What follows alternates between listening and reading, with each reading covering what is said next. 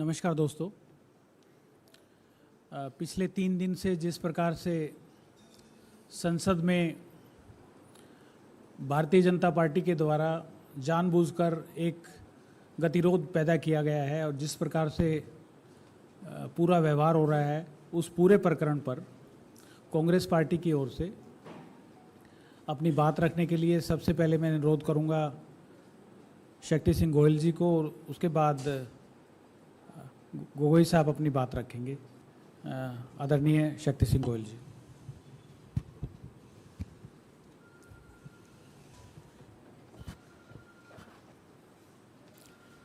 नमस्कार साथियों, short notice में आप लोगों को बताया था और आप सब पहुंचे हैं। मैं आप सभी का स्वागत करता हूं, धन्यवाद करता हूं। हमारे लोकसभा में सीनियर साथी आदरणीय गोगोई जी, विनीत पुनिया जी और साथियों, जो घटना मणिपुर में घटी, मणिपुर हमारा देश का एक अभिन्न अंग है, हमारे परिवार के लोग हैं वहां। किसी पत्थर दिल आदमी का भी दिल रोने लगे, उस तरह की घटनाएं, और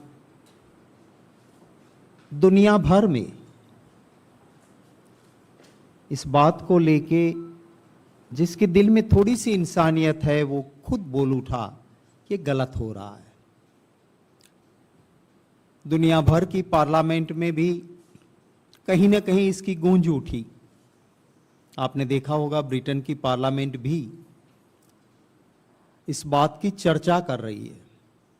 हमने पहले ही दिन मांग की राज्यसभा में, लोकसभा के बारे में हमारे साथी गोगोई जी आपसे बात करेंगे। राज्यसभा में हमने पहले दिन नियम 267 के तहत नोटिस दिया।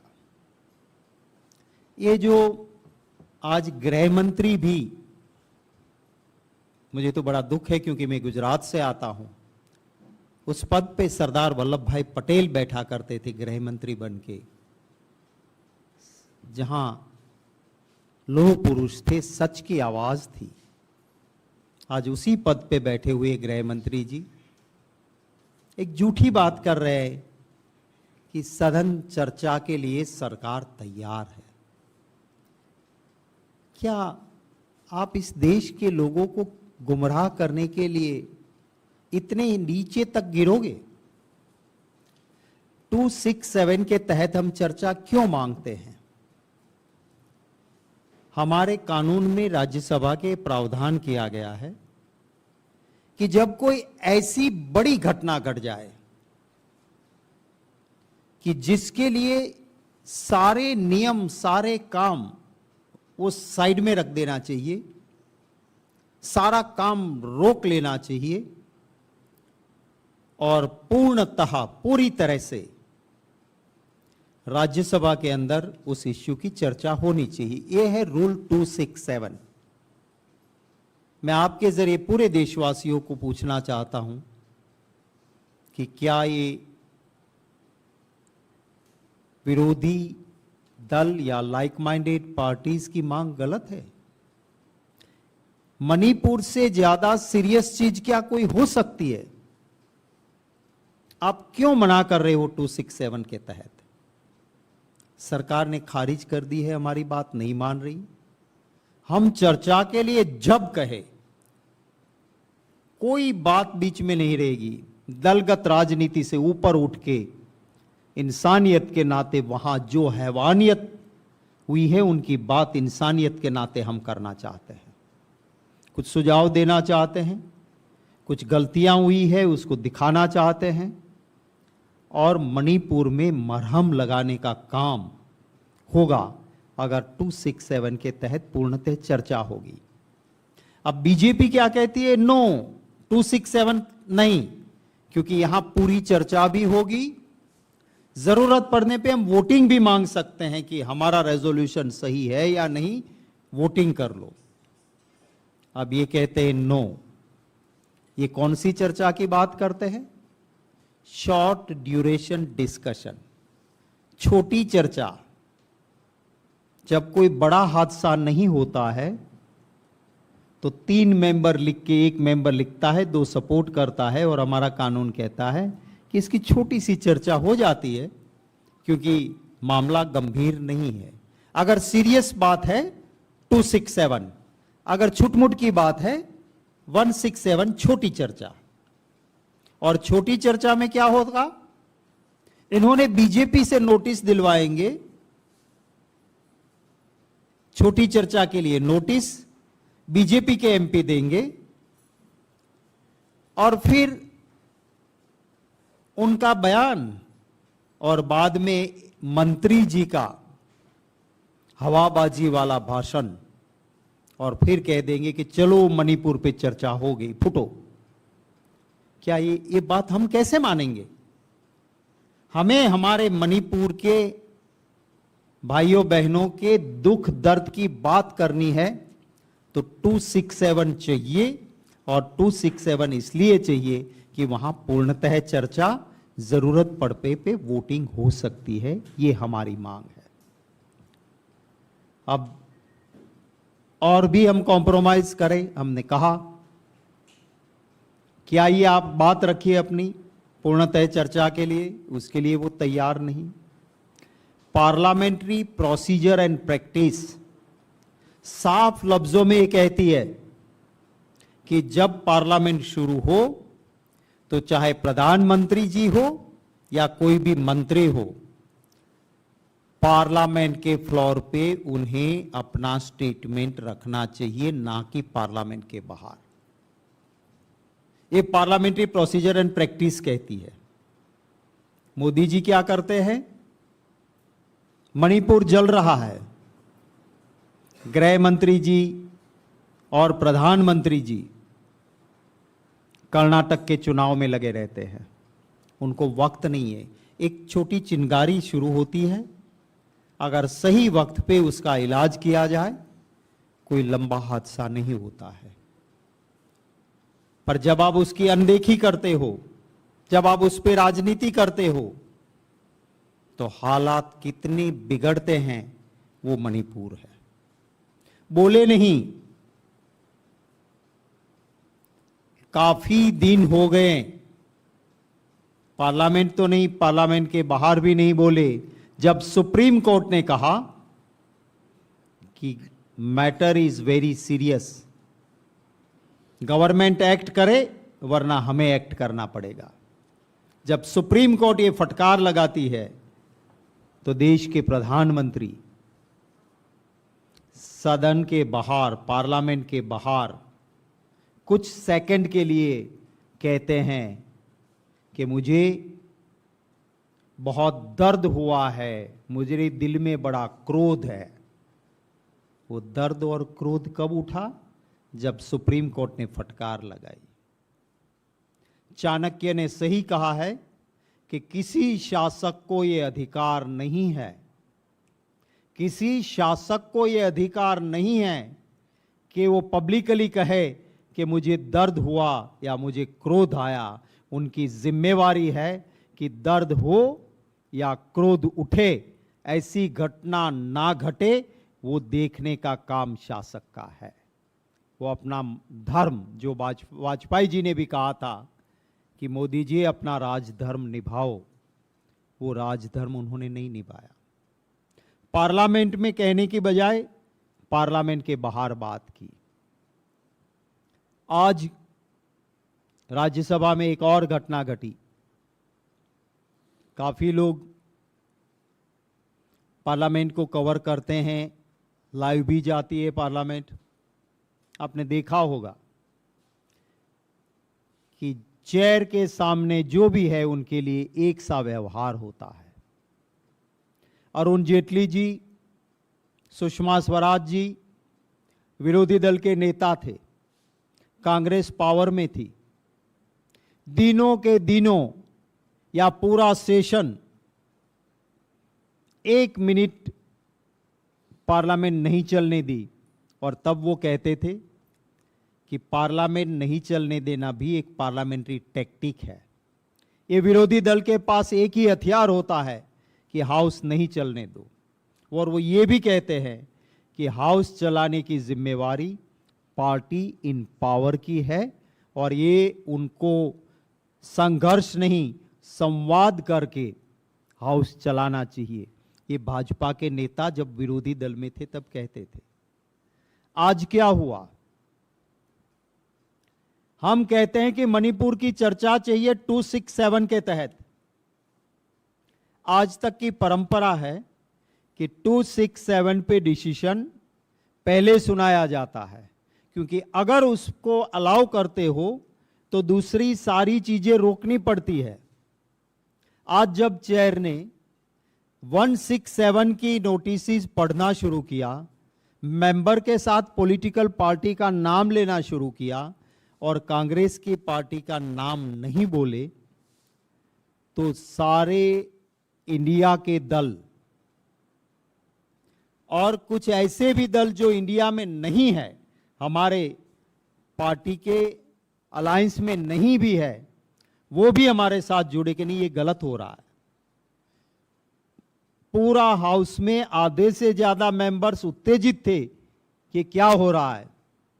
उस वक्त जब चेयर ने अपने कानों पे माइक्रोफोन लगा लिए थे, तो हमारे मेंबर एक इंडिया के संजय सिंह वो गए वेल में कि साहब 267 पे पहले न्याय तो करो।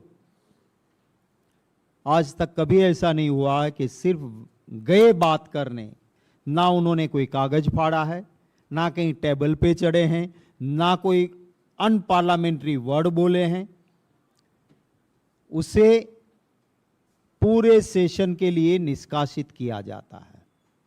ये लोकतंत्र की हत्या है। पार्लियामेंट्री डेमोक्रेसी में ऐसा कभी नहीं हुआ है। तो इन्हें थोड़ा नजदीक रखने से आवाज नहीं जा रही। इन्हें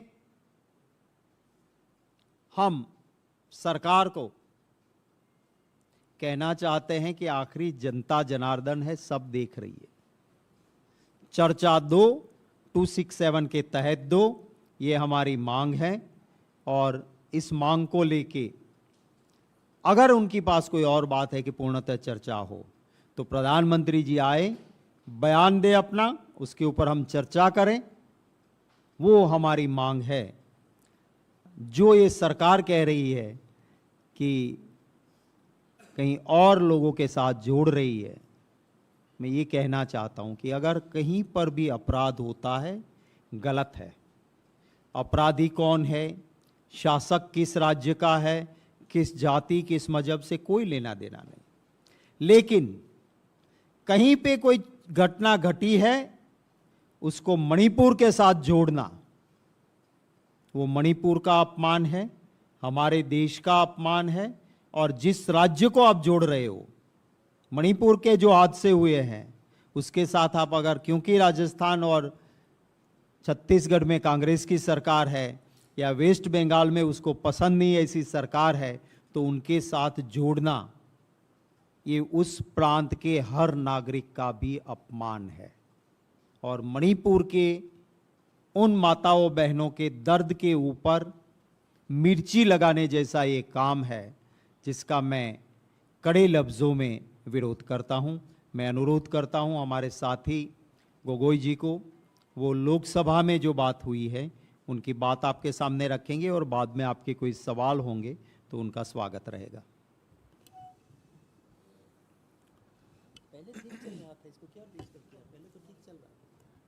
Thank you. We have the President of the Gujarat Pradesh Congress Committee, Shakti Singh Gohil ji, Vineet Punia ji, and friends of the media. Thank you for coming here to the AICC headquarters for this press conference, which has been called on a short notice. I would just say a few points in English, and I would add to what my senior colleague Shakti Singh Gohil ji has said. If you look at the actions of the BJP inside the parliament over the last few days, it is clear that the Prime Minister is afraid of speaking inside parliament. He is scared to debate the issue inside Parliament. We have heard the ministers of the ruling party saying that they are ready for a discussion. We have said we are ready for a discussion. The only person who has not said anything inside Parliament, the only person who has not been seen inside the Parliament is the Honorable Prime Minister of India.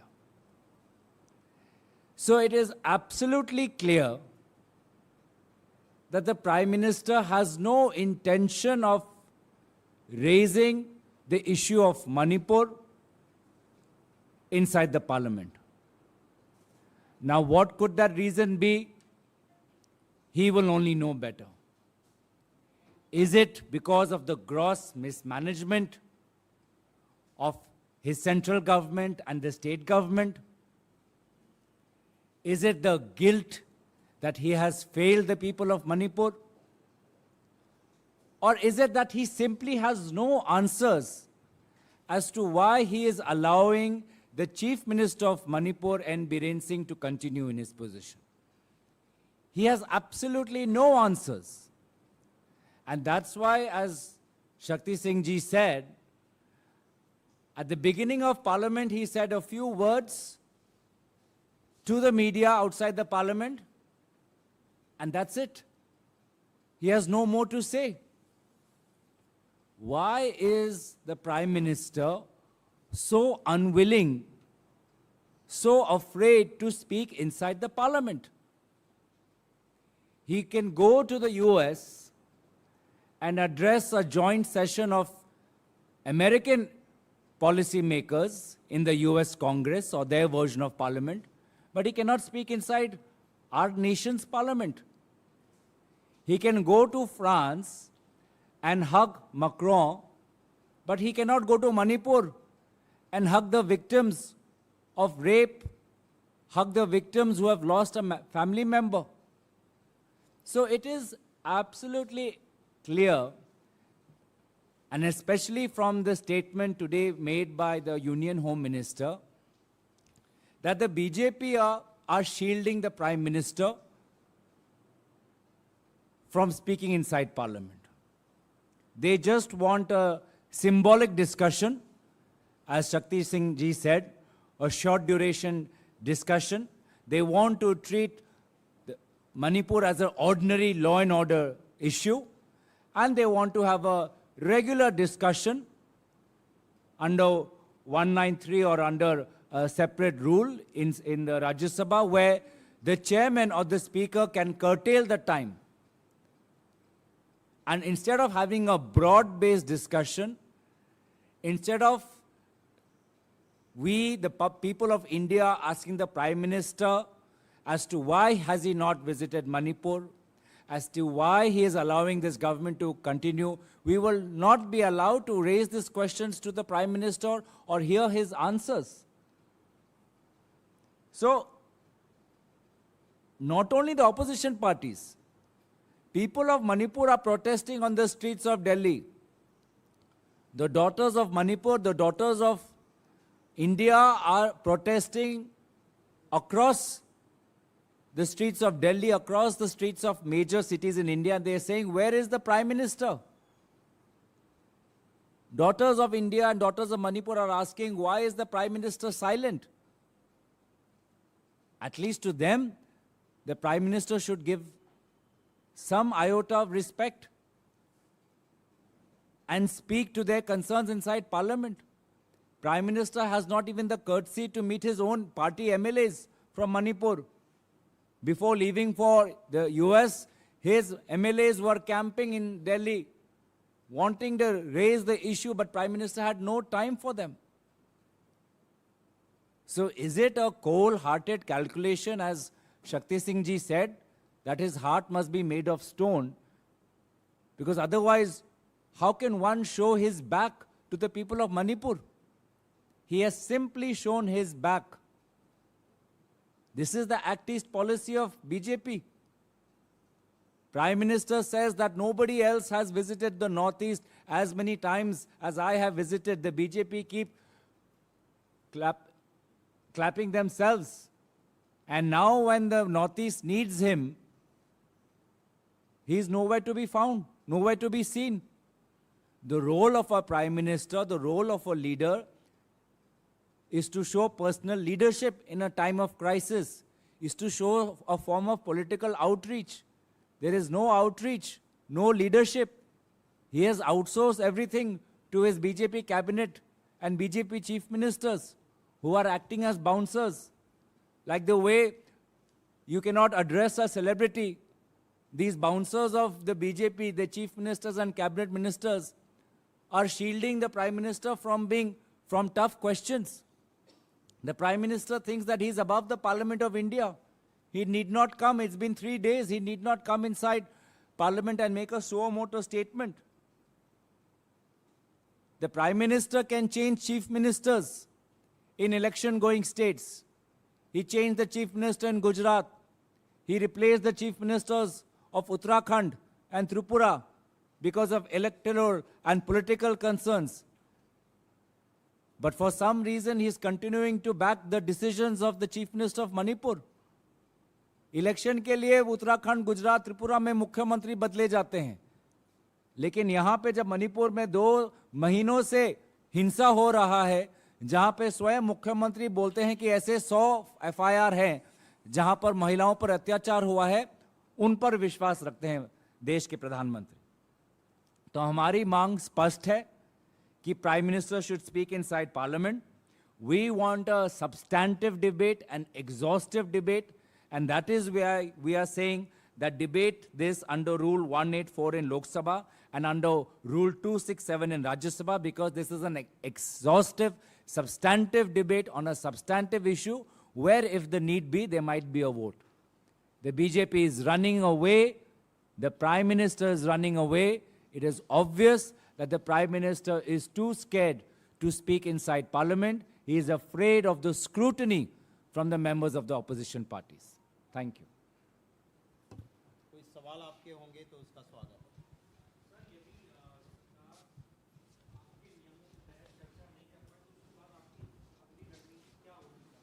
देखिए, हमारी मांग यही है कि इसके तहत चर्चा के लिए तैयार होना चाहिए. मणिपुर की घटना को ऐसी छूट-मूट घटना हम नहीं कह सकते हैं. हम हमारी मांग रखेंगे, अभी दिन बाकी है. सम विजडम विल प्रिवेल, कुछ ना कुछ समझ आएगी और करेंगे, यही हम उम्मीद रखते हैं. I just wanted to know कि आपने raise किया, the government is not ready to agree to your demand. The stalemate is continuing. Will this stalemate continue? And also about the all-party meeting that the chairman had convened in the Rajya Sabha, and some of you had boycotted it and walked out of it. If you can give me details about that. देखिए, पहले जब मैंने कहा कि Bharatiya Janata party opposition में थी, तब वो भी वही कहती थी कि सरकार की जिम्मेवारी होती है सदन चलाने की, ना कि ऑपोजिशन की. संघर्ष नहीं, संवाद करें, ऑपोजिशन की बात माने. वो बार बार बीजेपी का स्टैंड रहा था. हम सभी ऑपोजिशन पार्टी पार्लियामेंट के अंदर बात करना चाहते हैं. हम चाहते हैं कि मणिपुर की ठीक से बहस हो, वहाँ के लोगों के लिए ये विश्वास बढ़े, मरहम लगाएं. वो कब हो सकता है? जब 267 के तहत. पहला तो ये है कि आप किस नियम के तहत चर्चा करते हो. अगर हम बीजेपी की बात मान लें, इसका मतलब ये है कि मणिपुर की घटना सीरियस नहीं है, छूट मूट वाली बात है, शॉर्ट ड्यूरेशन डिस्कशन. पहले ही हम इसका मणिपुर के लोगों को लाइटली करके इनका अपमान कर रहे हैं, जो हम नहीं करना चाहते. The moment government will agree कि 267 के तहत चर्चा करो, पहला मैसेज ये जाएगा कि मैटर इज वेरी सीरियस, ये संगीन मामला है और सारा काम रोक के पहले इस पे डिस्कशन हो रहा है. इस मीन्स पूरे देश की संसद मणिपुर के साथ खड़ी है. वो एक मैसेज भी जरूरी है. हमारी जिद जरूरी नहीं है, डिस्कशन पूर्णतः हो और एक मैसेज जाए. अगर दुनिया की पार्लियामेंट इसके ऊपर चर्चा करती है, फिर तो हमें समझना चाहिए. तो ये हमारी मांग है. उम्मीद करते हैं कि सरकार इस मांग को स्वीकार करेगी। Sir, नहीं, वी मैट, हम मिले जब रवैया ठीक नहीं होता है। आज जिस तरह से हाउस में घटना घटी, 267 के तहत शॉर्ट नोटिस को पहले बताया गया, बीजेपी की पार्टी का नाम लिया जाता था, कांग्रेस का नहीं, और संजय सिंह के सस्पेंशन, उसी तरह से जिसकी कोई, आप एक लेमैन को पूछ लो, कोई भी पार्लियामेंट का काम चलता है लाइव होता है, सबके लिए लाइव होता है। अगर किसी एमपी ने जिस तरह से रजनी पाटिल जी को 6 महीने से बाहर रखा है, उसमें से क्या गुनाह है उसका?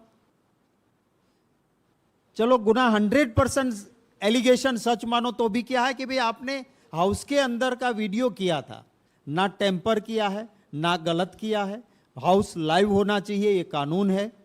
इससे पहले बीजेपी के काफी एमपीज ने वीडियो ऐसे किए हैं हाउस के अंदर के, इसको 6 महीने से हाउस के बाहर रखा। आज संजय सिंह को जिस तरह से निकाला गया, तो सारे एमपीज सभी पार्टीज के हमारे मिलके गए। हमारा जो अलायंस बना है इंडिया, उसमें केशव राव जी नहीं थे, वो भी हमारे साथ आए कि नहीं ये गलत हो रहा है। और जब हम बैठे तो जिस तरह से मैंने पीयूष गोयल जी को मैंने कहा कि you are leader of the house, it is your duty, समाधान करो, संघर्ष नहीं, ये तुम्हारे नेता कह के गए हैं। पर रवैया जो था वो ठीक नहीं है, इसलिए ये हाउस नहीं चल रहा है। तो हमने ऑल पार्टी मीटिंग में गए भी, बात भी रखी, पर सामने से जब एक अड़ियल रवैया रहता है तो हमारे पास और कोई इलाज नहीं रहता है। Sir, our reporter, Times Now's reporter who is being reporting from there in Manipur, ground reports she is sending. When she confronted the CM of Manipur, he completely refused to give any answer, not just on the violence, but also the arrests that had been claimed by the government of Manipur. And even the security of CM had pushed her, and he completely refused to give any kind of answer. How do you see the silence of Chief Minister of Manipur? I've been saying from day one that the Chief Minister of Manipur is a key protagonist in this conflict. He is a key stakeholder as to why there is no peace in Manipur. And as I said, I do not understand as to why Prime Minister Modi is still supporting him. A Chief Minister who for 2 months did not know that such brutal accidents of gang rape is taking place does not deserve to sit on his chair anymore. When the Prime Minister can replace Chief Ministers in Gujarat and Uttarakhand and Tripura before an election, why is he continuing to support this Chief Minister? So, this Chief Minister has failed all people of Manipur, whether they are Meitei, whether they are Kuki, whether they are Naga. Everybody has lost someone, everybody has suffered. And the Chief Minister has failed to protect all communities. He's failed to fulfill his most important mandate, which is to secure the lives of the people. And that is why even in our state unit of Manipur, they are saying that the Chief Minister must go. And many senior leaders of the India Alliance are saying that the Prime Minister, through the Government of India, should impose President's rule, so that there is a neutral administration, an administration that is sensitive to the concerns of all communities in Manipur. I would like to add, यही है चाल चलन और चरित्र Bharatiya Janata party का। अगर ये ऐसा चाल चलन और चरित्र नहीं होता तो मणिपुर इस हद तक वहाँ के हालात खराब नहीं होते। जिस तरह से मीडिया भी डेमोक्रेसी में उनका भी एक रोल है, अगर उनके साथ बदतमीजी चीफ मिनिस्टर के इर्द गिर्द के लोग करते हैं, उनके सामने करते हैं, तो वहाँ की आम जनता की हालत क्या होती होगी वो इसी के ऊपर से पता चलता है। Yes please. मिजोरम से भी खबरें इस बात की आ रही हैं कि वहाँ पर भी जो मैती समुदाय के लोग हैं वहाँ पर भी कुछ ऑर्गेनाइजेशन ने उनको कह दिया कि आप यहाँ से पलायन करें। तो ऐसे में आप नहीं समझते ये प्रॉब्लम बहुत नॉर्थ ईस्ट स्टेट्स में बढ़ती जा रही है, आगे भी फैल रही है? तो क्या आप लोग विपक्ष राष्ट्रपति का भी रुख करेंगे, राष्ट्रपति का भी दरवाज़ा खटखटाएंगे? क्या ये ऑप्शन भी आप लोगों के लिए खुला है क्या? देखिए, मिजोरम में जो सरकार है वो बीजेपी की नेडा की एक हिस्सेदार है, और इसीलिए ये नेडा अब तो इसका काम ही हो गया है कि नॉर्थ ईस्ट को डिवाइड करे। ये नेडा बन गया है north east divide alliance.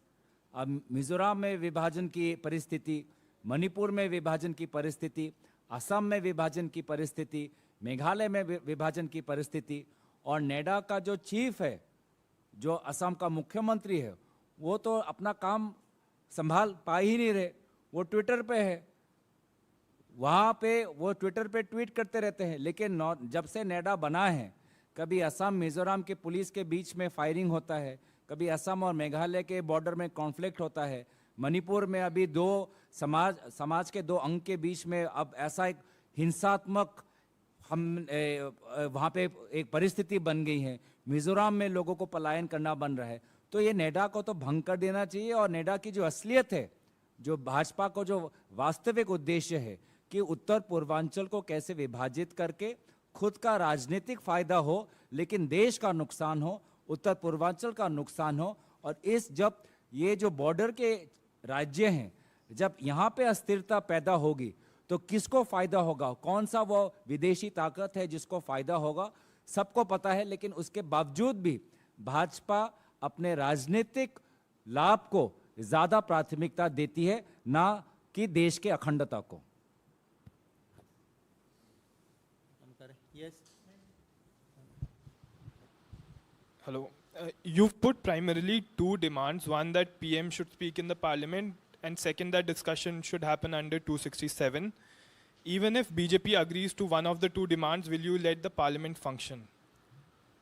Look, we are ready to discuss. We want that parliament should function. Prime Minister should come in the parliament. Full-fledged discussion should be there. That is our demand. Government is saying no. Just have a short time discussion. The message will go wrong if we'll accept that people of Manipur will think that we suffered a lot, but the parliament is taking us very lightly. That is why we are saying go as per 267. The moment government is say, the government will agree that we'll go for 267. Other things can be negotiated, other things can be accepted. So 267 is our main demand, so that the message will go that parliament is taking this thing is very seriously. The incidence is very serious. Parliaments abroad are taking cognizance, and we are avoiding. That is very wrong. Add one thing, it is not only the demand of the Congress party, but all parties in the India alliance who are pressing with the same demand that the Prime Minister should issue a statement, that is his moral, ethical and constitutional responsibility, should issue a statement inside the parliament, and then we can have a discussion. Thank you. Thank you.